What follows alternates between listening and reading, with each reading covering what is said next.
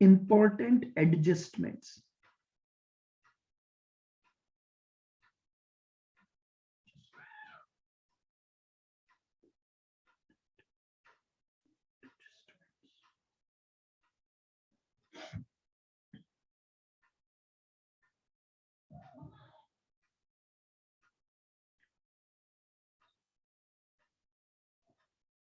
Adjustment number 1.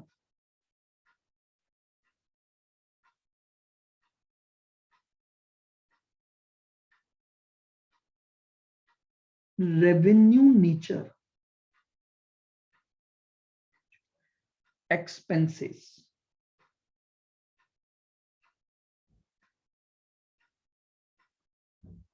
Revenue nature expenses. देखिएगा, मेरे पास question में कई तरह के खर्चों की इंफॉर्मेशन होगी, तो मुझे उन रेवेन्यू नेचर के एक्सपेंसेस, जैसे आपको रेंट आउटस्टैंडिंग, कोई प्रीपेड इंश्योरेंस वगैरह दे रखा है, तो आप उसके लिए बनाएंगे एक्सपेंस अकाउंट।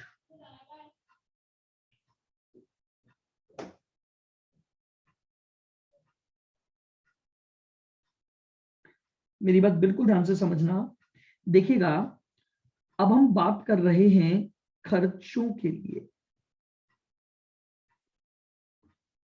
अच्छा, इन सारे एडजस्टमेंट में सिर्फ आपको उस अकाउंट का नेचर याद रखना है, यानी क्या उस अकाउंट का, जो अकाउंट हम बनाने जा रहे हैं, उसका लाइबिलिटी नेचर है या असेट नेचर है। क्यों? क्योंकि आपको ये चीज 11th में भी बताई गई है, लाइबिलिटीज के क्रेडिट बैलेंसेस होते हैं और असेट्स के कौन से बैलेंस होते हैं? Debit balance. अब आपको बस केवल इस एक रूल से आपको मैं सारे एडजस्टमेंट सिखा दूंगा। लाइबिलिटी है तो क्रेडिट बैलेंस, और अगर असेट है तो डेबिट बैलेंस। चलिएगा, अब मेरी बात को ध्यान से सुनना। मान लीजिए मैं आपको डायग्राम भी बनाता चलूंगा और समझाता भी चलूंगा। देखो क्या है कि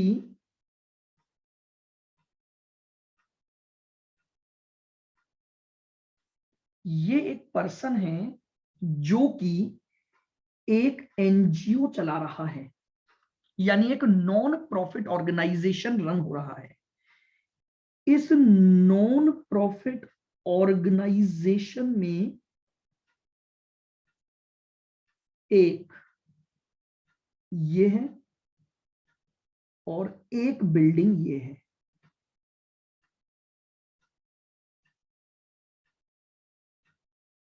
ठीक है, 2 बिल्डिंग है आपके पास। ये दोनों ही बिल्डिंग का किराया जाता है। ये जो बिल्डिंग है ना, इसका किराया अभी आउटस्टैंडिंग चल रहा है, और इस बिल्डिंग का किराया प्रीपेड चल रहा है। क्या ऐसा पॉसिबल है? सर, क्योंकि बिल्कुल पॉसिबल है, क्योंकि 2 अलग अलग जगह हैं, 2 अलग अलग हैं। अब मुझे एक सिंपल सी बात बताना। सबसे पहले मैं बात कर रहा हूं, ये रेंट अकाउंट बना रहा हूं। मुझे बताइए, अगर कोई आउटस्टैंडिंग रेंट चल रहा है तो वो मेरी लाइबिलिटी है या असेट है? लाइबिलिटी। तो लाइबिलिटी का ओपनिंग बैलेंस किधर आता है? Credit side, balance brought down. समझ रहे? यहां लिख देता हूं मैं, आउटस्टैंडिंग एट बिगनिंग। सर ये एनजीओ वगैरह तो सर प्रॉफिट के पर्पज से भी तो होते हैं सर। एनजीओ प्रॉफिट के पर्पज से कब होने लग गया? सर कई ये कंप्यूटर कोर्स वगैरह कराते हैं तो सर ये एनजीओ चलाते हैं तो सर ये करते ही है ना सर। एनजीओ का ऑब्जेक्ट देखो, मैं आपको एक चीज बताऊं, जैसे क्लब्स हैं, ऐसे तो क्लब भी पैसा लेते हैं, बट ये जो प्रिस्क्राइब्ड है ये एनपीओ के रूप में ही डिफाइंड है आपके। ठीक है, और अभी अपन उस पर चर्चा भी नहीं कर रहे हैं कि ये प्रॉफिट कमा रहा है कि नहीं। अपन तो अभी मान के चल रहे हैं कि ये नॉट फॉर प्रॉफिट के लिए ही काम कर रहा है, क्योंकि अपनी अकाउंटिंग तो उसी पर बेस्ड है ना। अभी अपनी अकाउंटिंग किस पर बेस्ड है कि अपन जो भी बातें करेंगे, अगर मैं एनजीओ की बात कर रहा हूं, अगर मैं एजुकेशन सेंटर की बात कर रहा हूं, अगर मैं हेल्थ सेंटर की बात कर रहा हूं, तो वो सब एनपीओ में आ रहे हैं, तभी अपनी ये अकाउंटिंग लगेगी। ठीक है, ठीक है सर। तो और इसका अगर क्लोजिंग आउटस्टैंडिंग दे रखा होगा तो क्या वो टू बैलेंस कैरिड डाउन हो जाएगा? Yes sir.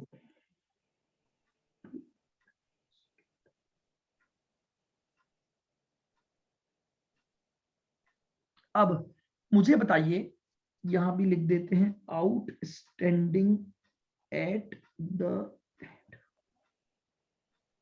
Now my question is, इसका रेंट प्रीपेड चल रहा था, तो प्रीपेड मेरी असेट है या लाइबिलिटी है? एसेट। असेट है, तो असेट का ओपनिंग बैलेंस किधर आता है? To balance Debit BD side. Debit side. ये मैंने लिख दिया टू बैलेंस ब्रॉट डाउन।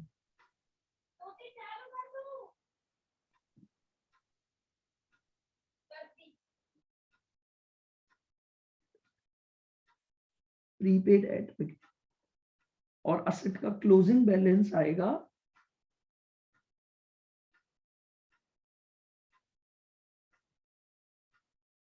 बताइए, चारों अकाउंटिंग समझ आ गई? Yes, अब sir. अगर मान लो प्रीपेड नहीं होता, केवल आउटस्टैंडिंग होता, तो आउटस्टैंडिंग के हिसाब से ओपनिंग क्लोजिंग उतार देते। प्रीपेड होता, केवल आउटस्टैंडिंग नहीं होता, तो प्रीपेड के हिसाब से उतार देता। मैंने मैक्सिमम पॉसिबल ले लिया कि भैया ये दोनों बातें एक साथ आ गई। अब ड्यूरिंग द ईयर आपने जितने भी खर्चे का कैश पेमेंट किया है, जल्दी से बताओ एंट्री क्या बनेगी? आपने एक्सपेंसेस रेंट टू कैश। तो एंट्री बनेगी expense account debit to cash. To cash. तो expense account debit to cash हो गया। ये जानते हो ये कैश जाता है, Receipt and payment account. तो मैं रिसिट एंड पेमेंट लिखूं या कैश लिखूं कोई बात नहीं, ये लीजिए। अच्छा, अब मुझे एक बात बताओ, आपने 11th क्लास में पढ़ा है कि जितने भी खर्चे होते हैं वो पीएनडल में ट्रांसफर होते हैं। Yes, sir. पीएनडल में खर्चों को ट्रांसफर करते समय आप एंट्री क्या करते हो बताओ? खर्चों को जब पीएनडल में डेबिट करोगे तो एंट्री क्या बनेगी? P and L account debit to expense. Yes, sir. यहां पर मैं पीएनडल की जगह क्या बनाता हूं? Receipt and payment. The income and expenditure. Income and पीएनडल की जगह एक्सपेंडिचर। बनता है income and income and expenditure. Expenditure. तो एंट्री क्या बन गई? Income and Income and expenditure account expenditure debit to to expense account. वो एक्सपेंस अकाउंट में आ गया by Income and expenditure. Bank के income and expenditure.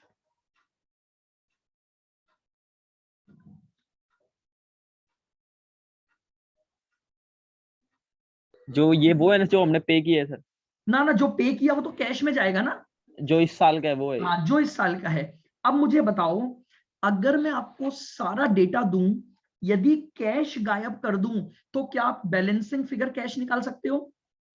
Yes, sir. Yes sir. अगर मैं आपको कैश का डेटा दे दूं और इनकम एक्सपेंडिचर गायब कर दूं, तो क्या निकाल सकते हो?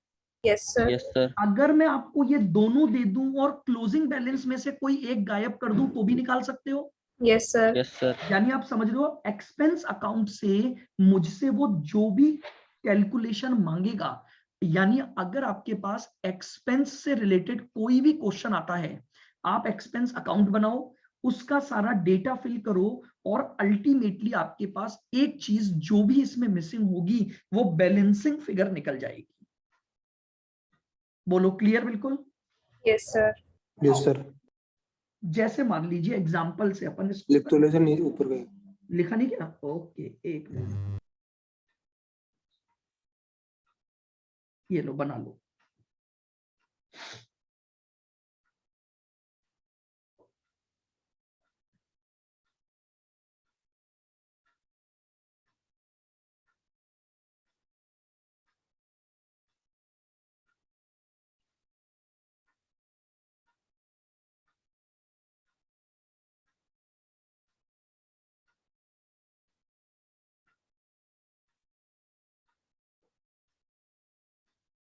हो गया सर। हो गया?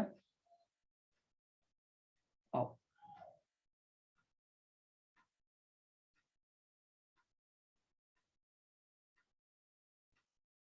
आपको दिया हुआ है एक्सपेंसेस पेड 60,000, फिर आपको दे रखा है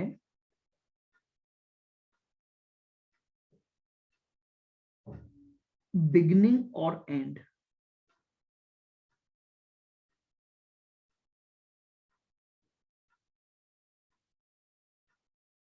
बिगिनिंग का आउटस्टैंडिंग 4000 है, एंड का 6000 है, और दे रखा है प्रीपेड 8 और 4।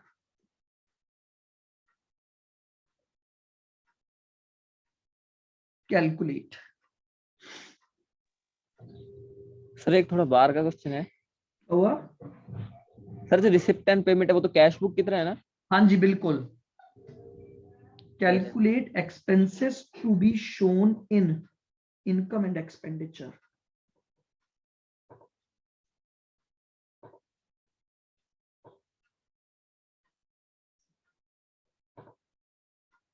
ये आपसे पूछ रहा है, बताइए इनकम एंड एक्सपेंडिचर में कितने खर्चों का अमाउंट जाएगा।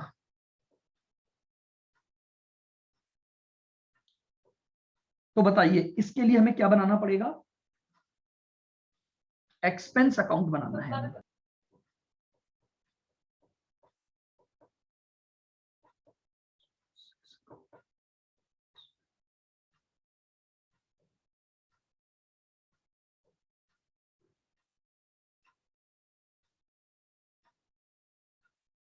बहुत सिंपल सा बात है, बताओ। बताइए आउटस्टैंडिंग एक्सपेंस मेरी लाइबिलिटी है या असेट है? तो लाइबिलिटी है, तो Liability है, सर। लाइबिलिटी में लिख दो बाय बैलेंस ब्रॉट डाउन। मेरे पास ओपनिंग बैलेंस आ गया 4000, और लिख दो टू बैलेंस कैरिड डाउन।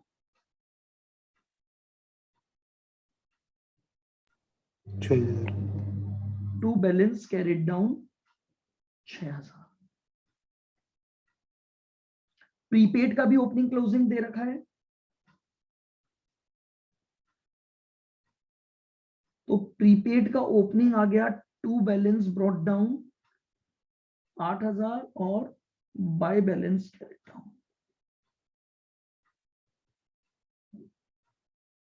कितना?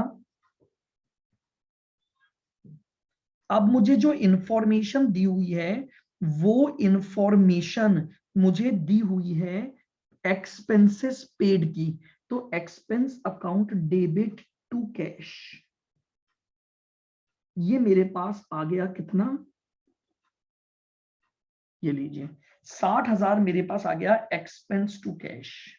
तो बताइए अब मैं बैलेंसिंग फिगर निकाल सकता हूं कि मेरा इनकम एंड एक्सपेंडिचर में क्या अमाउंट जाएगा। By income and expenditure account, बताइए कितना आ गया? 66,000। ये मेरा आंसर। बस ऐसे ही छोटे छोटे क्वेश्चन ऑब्जेक्टिव में पूछेगा आपको।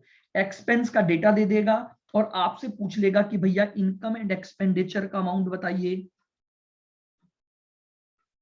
समझ रहे हैं? Yes sir. या पूछ लेगा कि इनकम एंड एक्सपेंडिचर का अमाउंट ये है तो कैश बताइए। सर ये 66,000 ये बैलेंसिंग फिगर हो गया ना? हाँ जी, ये बैलेंसिंग फिगर आ गया आपके पास। ये आपके पास बैलेंसिंग फिगर आ गया।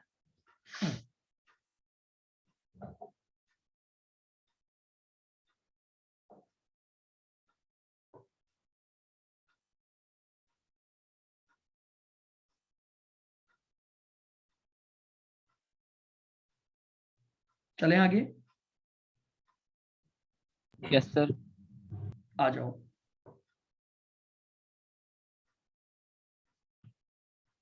आइए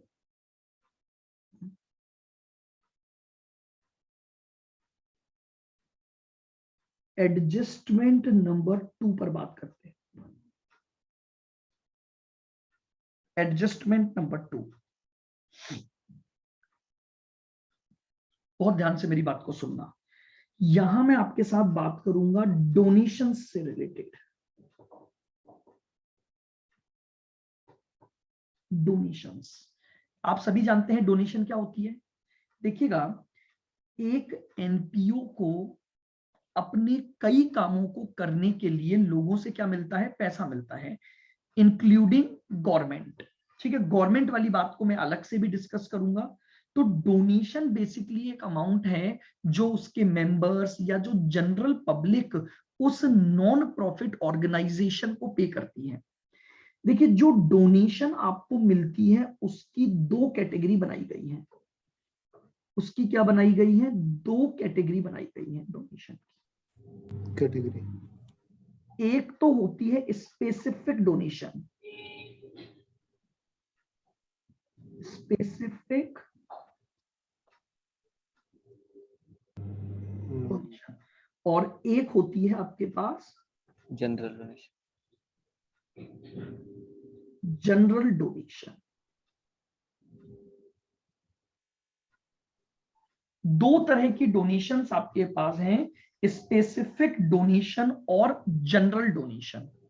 चलो, सबसे पहले अगर हम बात करें स्पेसिफिक डोनेशन को लेकर, देखिएगा, स्पेसिफिक डोनेशन का मतलब है when purpose of donation specified by the donor, यानी जब डोनेशन देते समय उसका पर्पस बता दिया जाए कि भैया इस डोनेशन का पैसा इसी पर्टिकुलर पर्पस के लिए आपको खर्च करना है। यानी when donation received for any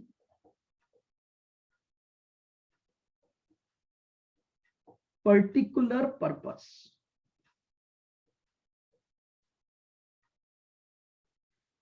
when donation received for any particular purpose, जब डोनेशन पर्टिकुलर पर्पस के लिए मिल रही है, यानी आप समझ पा रहे हो किसी स्पेसिफिक काम को करने के लिए मिल रही है।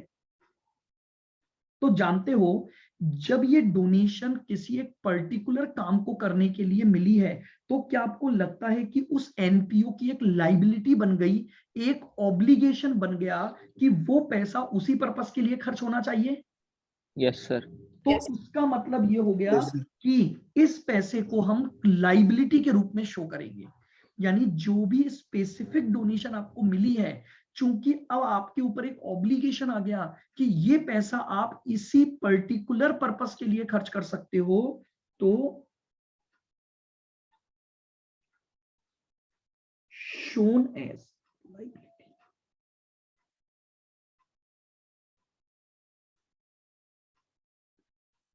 शोन एज लाइबिलिटी, हम इसे लाइबिलिटी के तौर पर दिखाएंगे। जनरल डोनेशन का मतलब क्या हुआ, कोई भी जनरल पर्पस के लिए, स्मॉल अमाउंट। कोई हम स्पेसिफिक लोग generally करते हैं। नहीं है। एक minute,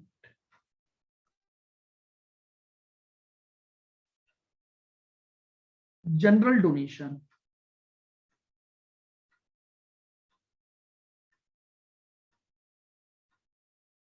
when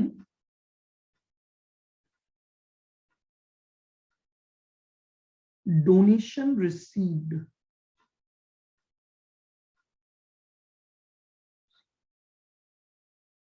for general purpose,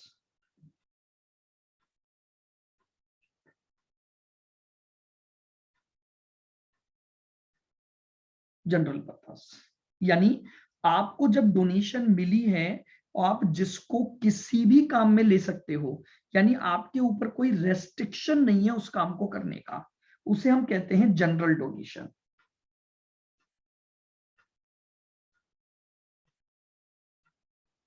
shown as income,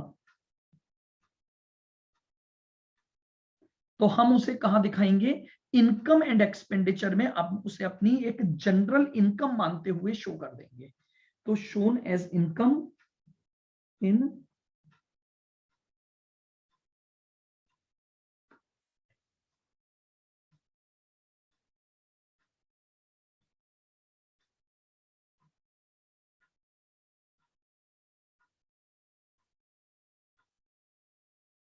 ये लीजिए। तो एडजस्टमेंट नंबर 2 बस इतना सही है आपका कि अगर आपके पास डोनेशन का कोई स्पेसिफिक अमाउंट दिया हुआ है कि भैया आपको जो डोनेशन मिली है उसका यही स्पेसिफिक पर्पस है, तो आपको वो डोनेशन उसी पर्टिकुलर पर्पस के लिए खर्च करनी पड़ेगी और इसी वजह से आप उसे लाइबिलिटी के रूप में अपनी बुक्स में दिखाओगे। लेकिन अगर आपको डोनेशन का एक जनरल अमाउंट मिल रहा है जिसका कोई पर्पस स्पेसिफाई नहीं है, तो वो जनरल डोनेशन मानी जाती है और उस जनरल डोनेशन को हम कहां दिखाएंगे? इनकम एंड एक्सपेंडिचर में दिखाएंगे। सर हाँ जी बोलो। सर अगर ऐसे आ जाए डोनेशन फॉर बिल्डिंग 500 रुपए, तब भी उसको लाइबिलिटी में दिखाएंगे चाहे स्मॉल अमाउंट कितना भी हो? अब 500 हाँ में सर देखो बिल्डिंग बनेगी। देखो वैसे तो क्या होता है, मैं आपको एक बात बताऊं, कोई 500 रुपए देगा ना तो वो पर्पस नहीं बता सकता। आप सोचो एक बिल्डिंग बनवा रहे हो उसमें वो आप 500 रुपए, ऐसे तो फिर अगर कोई बोले कि भैया ऐसा करो ये 10 रुपए ले जाओ और ईंट खरीद लाना इससे एक, ताकि बिल्डिंग में लग जाए। देखिए जनरली क्या होता है, जो स्पेसिफिक डोनेशंस होती है ना वो बहुत बड़े अमाउंट होते हैं, ठीक है। लेकिन हाँ, यस। अगर अपने को क्वेश्चन में दे दिया कि पर्पस स्पेसिफाई करके डोनेशन का अमाउंट दे दिया, तो अब मैं फिर छोटा बड़ा नहीं देखूंगा। जब सामने वाले ने मुझे बता दिया कि पर्पस स्पेसिफाई और मेरे को क्वेश्चन में दे रखा है, देखो प्रैक्टिकली तो ऐसा होता नहीं है कि 500 रुपए देने वाला बोल सके कि यार मेरा पैसा तो यहीं लगाना, समझ रहे हो। हाँ वो 5 लाख रुपए देकर बोले कि यार इस बिल्डिंग में एक कमरा इसी से बनाना, तो वो स्पेसिफिक हो गया, क्योंकि यस 5 सर। लाख का अमाउंट बड़ा है उस काम के लिए, ठीक है। लेकिन कोई छोटे मोटे अमाउंट होते हैं तो वो जनरल डोनेशन का ही पार्ट होते हैं। Yes sir. सर छोटा मोटा अमाउंट ये स्पेशल कामों के लिए आता नहीं है ना सर कैसे? बिल्कुल।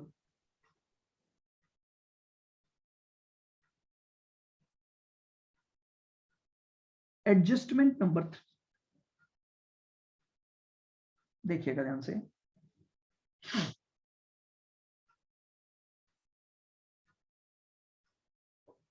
Entrance fees,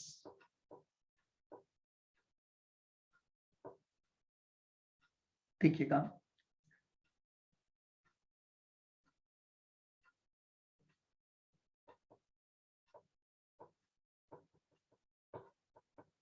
treatment must B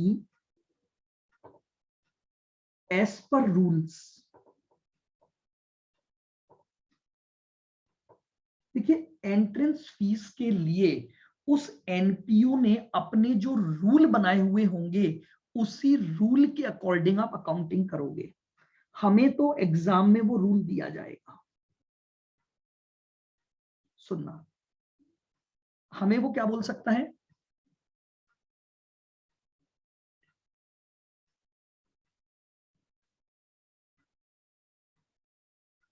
entrance fees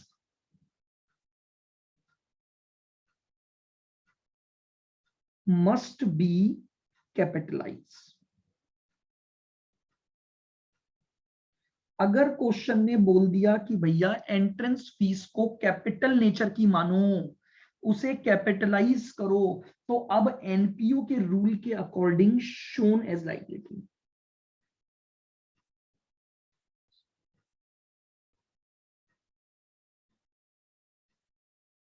समझ रहे हो, रूल ने ही बोल दिया कि एंट्रेंस फीस के रूप में आपको जो भी पैसा मिल रहा है आप उसे कैपिटलाइज करोगे।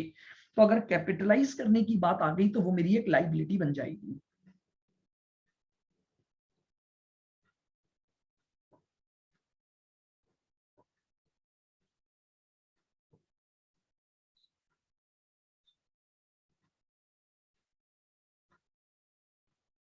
अगर रूल ने स्पेसिफाई कर दिया कि एंट्रेंस फीस को रेवेन्यू नेचर मानो, एज रेवेन्यू नेचर,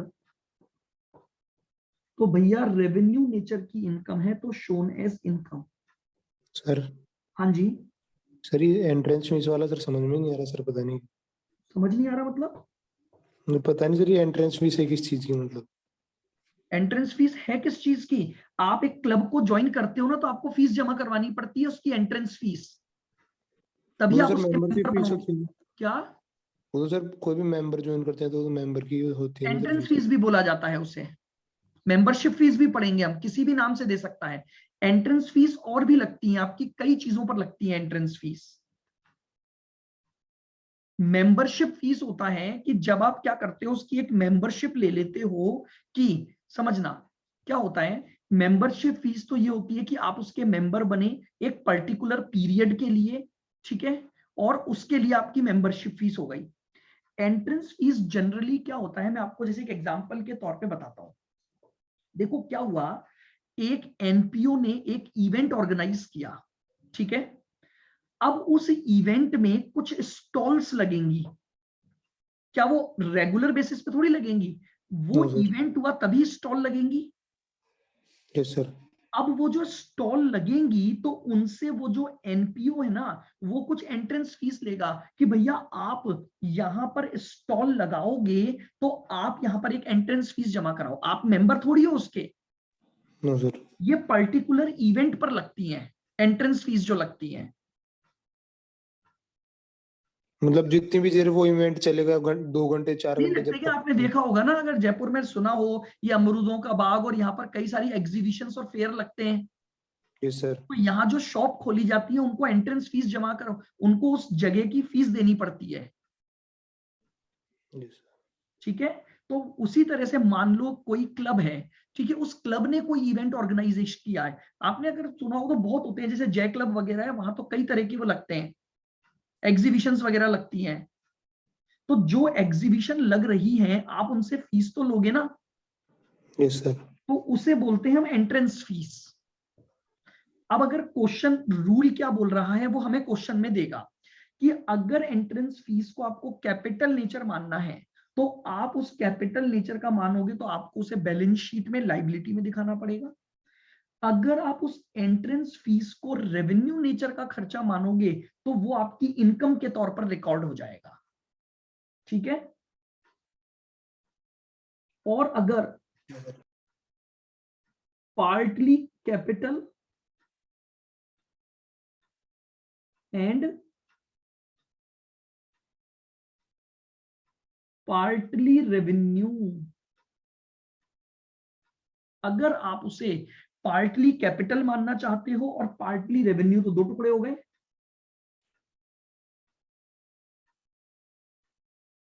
जो कैपिटल मानोगे वो तो जाएगा बैलेंस शीट में लायबिलिटी साइड में, और जिसको आप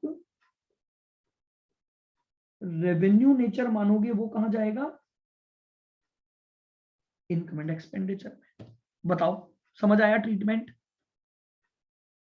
कुछ नहीं Yes, करना है, sir. देखो ये जो एडजस्टमेंट है ना सब क्वेश्चन में गिवन होते हैं, आपको डोनेशन के रेस्पेक्ट में चिंता करने की जरूरत नहीं है, क्वेश्चन बताएगा स्पेसिफिक है कि जनरल है। अच्छा एक और चीज अपन बात कर लेते हैं, अगर मान लो अगर सर क्वेश्चन साइलेंट हो, अगर क्वेश्चन साइलेंट हो, यही पूछना चाह रहे हो ना, आ जाओ मैं इसको भी डिस्कस कर लेता हूं। मान लो क्वेश्चन ने केवल डोनेशन लिख के छोड़ दिया, न तो ये बताया कि वो स्पेसिफिक है या जनरल है, तो हमेशा ध्यान रखना अगर क्वेश्चन साइलेंट है तो जनरल डोनेशन मानी जाएगी। इफ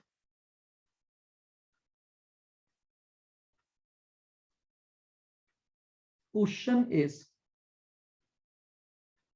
और सर एंट्रेंस उसमें भी बताता हूं, मैं लिखवा देता हूं, देन लिख लो आप, assumed as जनरल, इसमें भी यही तरीका होता है।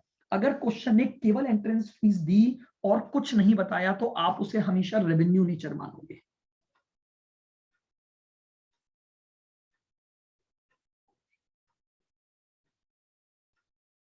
ये लो, अगर एंट्रेंस फीस के रेस्पेक्ट में क्वेश्चन साइलेंट है तो हमेशा ध्यान रखना कि एंट्रेंस फीस को हमेशा रेवेन्यू नेचर मानना और इनकम एंड एक्सपेंडिचर में दिखा देना।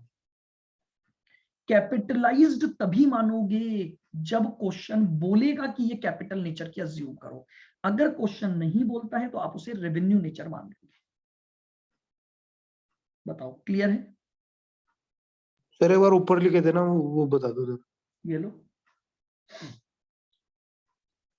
मैं ये बोलना चाह रहा हूं, अगर क्वेश्चन में ये आ गया ना कि बस केवल डोनेशन दे दिया कि डोनेशन रिसीव्ड, 2,000 रुपए, अब कुछ नहीं बोला, या डोनेशन रिसीव्ड 20,000 रुपए और कुछ नहीं बोला, तो हम ये मानेंगे कि वो डोनेशन हमारी जनरल डोनेशन है।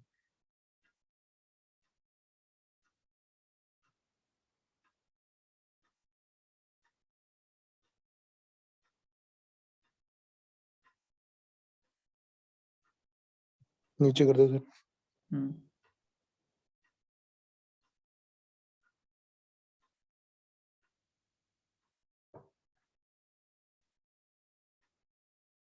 चलें?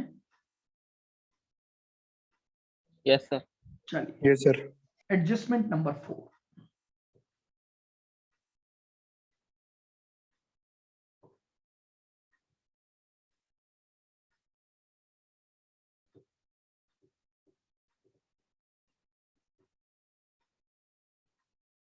Life membership fees.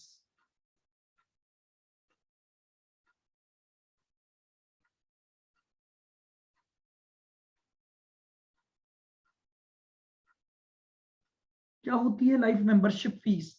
एक बार दो, जिंदगी भर आराम पाओ।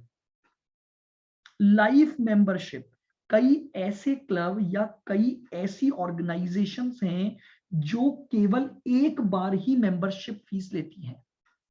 बोले आप हमारे इसके मेंबर बन जाओ और आज one time life membership fees क्या कर दो, पे कर दो। तो देखिएगा, जो पैसा आपको एक साथ एक ही बार मिल रहा है, तो बताओ इसे रेवेन्यू मानोगे या कैपिटल नेचर हुआ ये? कैपिटल।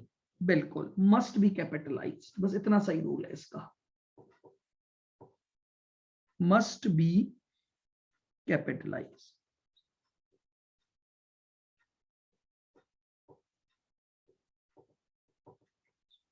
मैं इसे बुक्स ऑफ अकाउंट्स में क्या कर दूंगा, कैपिटलाइज कर दूंगा। बोलिए, क्लियर बिल्कुल? Yes sir. आइए, यस सर।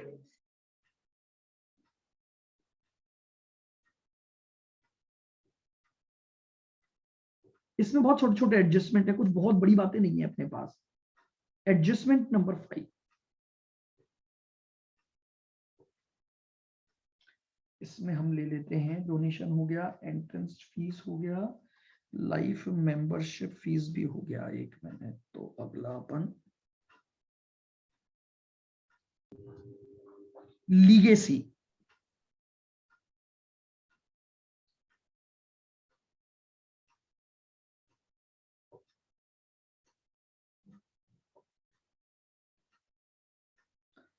देखिएगा, लीगेसी का मतलब होता है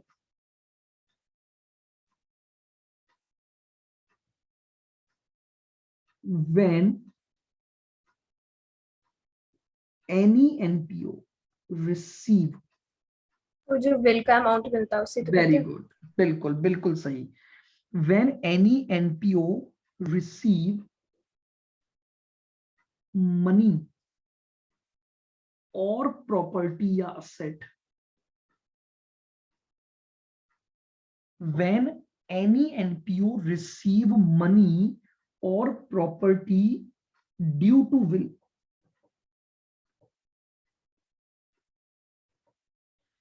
उस अमाउंट को हम बोलते हैं लीगेसी। यानी एक व्यक्ति जब मरने की स्थिति में था तो उसने अपनी विल बना दी और उसने बोला कि यार मैं तो अपना सारा पैसा इस एनजीओ को या इस एनपीओ को डोनेट कर रहा हूं। तो है तो ये भी डोनेशन ही, बट ये डोनेशन अकॉर्डिंग टू विल आई है आपके पास, इसलिए इसे डोनेशन न बोलकर लीगेसी टर्म यूज किया जाता है। यानी जब एज पर द विल कोई भी व्यक्ति अपनी कोई प्रॉपर्टी या कुछ अमाउंट क्या कर देता है, डोनेट कर देता है, विल के द्वारा डोनेशन हो रही है, ठीक है, तो उस अमाउंट को हम क्या बोलते हैं, लीगेसी। जानते हो, it must be capitalised, always be capitalised. Sir इसकी इच्छा जताई जा रही है तभी हो रही है ना सर ये डोनेट? बिल्कुल,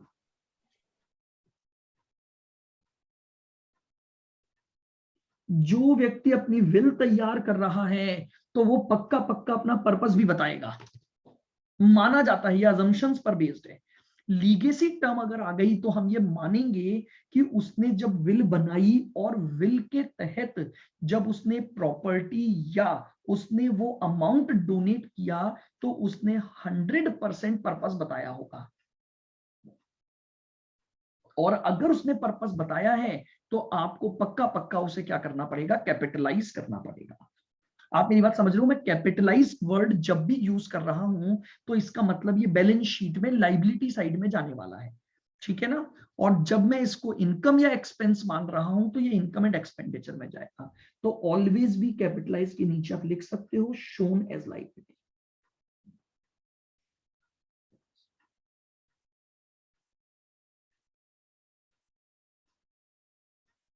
शोन एज लाइबिलिटी। जो भी लीगेसी का अमाउंट है वो आप क्या करोगे, एज अ लाइबिलिटी शो कर दोगे।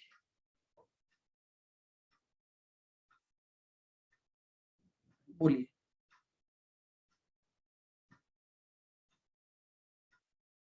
क्लियर है बिल्कुल? Yes sir. ठीक है।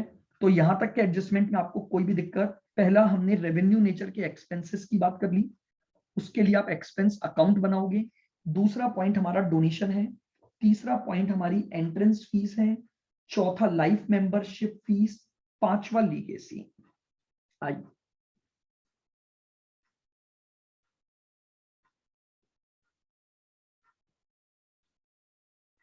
सर लीगेसी का वैसे मतलब क्या होता है? लीगेसी का मतलब कुछ भी नहीं है, बस यही होता है, वसीयत के द्वारा जो पैसा मिलता है उसे ही टर्म बोला जाता है लीगेसी। आपने जाते जाते उसको अपना क्या बना दिया, एक तरह से उत्तराधिकारी बना दिया बस। तो आपको वसीयत के द्वारा जब कुछ भी मिलता है तो उसे आप क्या बोलते हो, लीगेसी बोलते हो। एक लॉकर्स रेंट भी होता है सर? क्या? Lockers rent.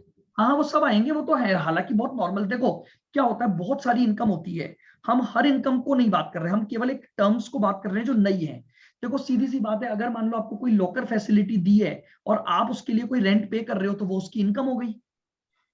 कई बार कई यस तरह सर। के इवेंट होते हैं, जैसे आपको पता होगा रविंद्र मंच पर या आपके कई एनपीओज हैं, क्लब वगैरह हैं, जहां पर कई बार कल्चरल इवनिंग्स होती हैं, ठीक है, उनके यस टिकट्स सर। होते हैं। तो अब ये उनकी एक रेगुलर इनकम है। अब अपन इन बातों को डिस्कस नहीं कर सकते, क्यों? क्योंकि एक एनपीओ कितनी तरह की इनकम कमा सकता है अपन सोच ही नहीं सकते। कई क्लब ऐसे हैं जहां पर लाइब्रेरीज होती हैं, तो लाइब्रेरी की कुछ फीस चार्ज की जाती है। कई प्रकार यस के सर। वहां पर इवेंट होते हैं, उनकी फीस। यहां मैं डिस्कस कर रहा हूं उन बातों को जो हमारे लिए टर्मिनोलॉजी अलग है बिल्कुल। अगर आपको दे यस सर। रखा है कि भाई कोई ड्रामा कंडक्ट हुआ, वहां पर कोई कल्चरल इवनिंग हुई जिसकी टिकट के पैसे आए, रेवेन्यू जनरेट हुई, तो कोई बात नहीं, वो हमारी इनकम है। उस ड्रामा को करवाने के हमने कुछ खर्चे भी किए होंगे तो उसको हम एक्सपेंस के रूप में लिख देंगे। आइए यस सर।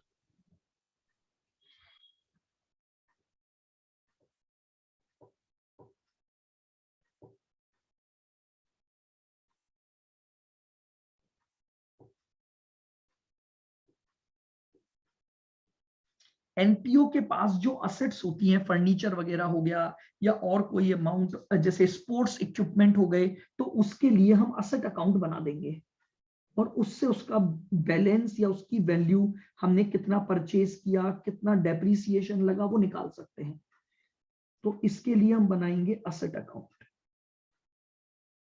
अगर आपको कोई भी असेट की इंफॉर्मेशन दी हुई है, फर्नीचर को लेकर, स्पोर्ट्स इक्विपमेंट को लेकर, बिल्डिंग को लेकर, इन्वेस्टमेंट्स को लेकर, तो उनका अकाउंट बन जाएगा। सबसे पहले आ गया टू बैलेंस। जो भी ओपनिंग बैलेंस है वो आ जाएगा। कुछ परचेजेस है, हाँ जी बोलो। सर ये लीगेसी में सर, जैसे कोई मतलब दादा ने खुद की संपत्ति पोते के नाम कर दी, वो भी लीगेसी में आती है ना? अरे अरे भैया, पोता एनपीओ में थोड़ी आ गया, क्या बोल रहे हो? एनपीओ में नहीं आ गया, लेकिन सर टैक्स वगैरह में आता है सर। हाँ तो वो होता तो सभी लीगेसी है, ये वसीयत से जब भी मिलता है। बट ये टर्म लीगेसी जनरली यूज जो होता है ना, वो एनपीओ के लिए यूज होता है, कि जब एनपीओ को मिल जाए विल के अकॉर्डिंग। बाकी तो विल ही बोल देते हैं उसे, कि विल के अकॉर्डिंग अमाउंट मिल गया बस। To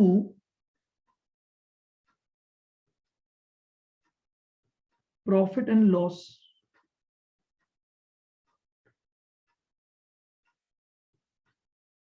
profit on sale. ठीक है, अब यहां पर मैं प्रॉफिट ऑन लॉस की जगह क्या लिखूंगा, income and expenditure.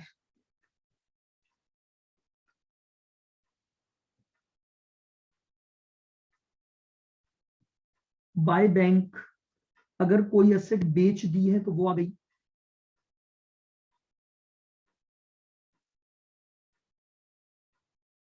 By loss on sale, अगर बेचने पर कोई नुकसान हो गया तो वो आ गया।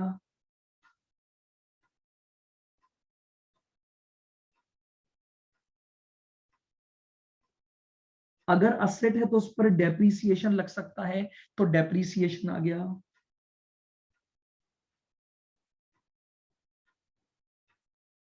बाय बैलेंस कैरेक्टर, ये लीजिए। कोई भी चीज मिसिंग हो सकती है, बस आपको देखिए अकाउंट बनाने आने चाहिए। मैंने असेट का अकाउंट बनाया और असेट अकाउंट में जो भी वैल्यू मिसिंग होगी वो वैल्यू कैलकुलेट कर लूंगा और उसको अकॉर्डिंगली दिखा दूंगा। अब इसमें से डेप्रीसिएशन जो है वो इनकम एंड एक्सपेंडिचर में जाएगा। अगर कोई loss on sale of asset हुआ है वो इनकम एंड एक्सपेंडिचर में जाएगा।